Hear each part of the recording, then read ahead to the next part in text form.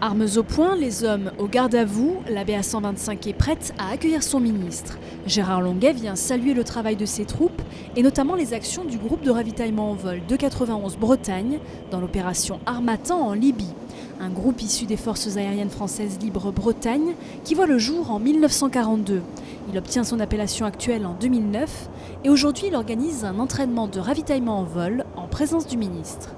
Imaginez à cette vitesse, à plus de 350 nœuds, j'imagine des appareils se rapprocher, avancer de 5 mètres, 3 mètres, 2 mètres, rattraper un panier dans des conditions qui sont quand même assez spectaculaires, sans perte de temps, de carburant, sans bris de matériel. C'est une très belle performance. À 7 km d'altitude au-dessus du massif pyrénéen, lancé à environ 700 km/h, le Boeing C-135 est prêt pour sa manœuvre de ravitaillement. En 1 heure, le tanker alimente entre 4 et 6 aéronefs. Pour chaque patrouille, il délivre entre 4 et 5 tonnes de kérosène. En mission ou en entraînement, le ravitaillement est planifié 2 à 3 jours à l'avance et respecte des critères de sécurité pointus.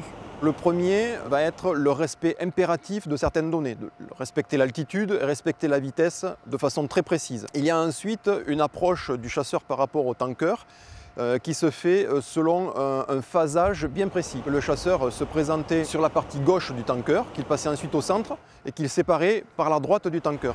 Le groupe de ravitaillement en vol 291 Bretagne est intervenu au cours de l'opération Harmattan en Libye.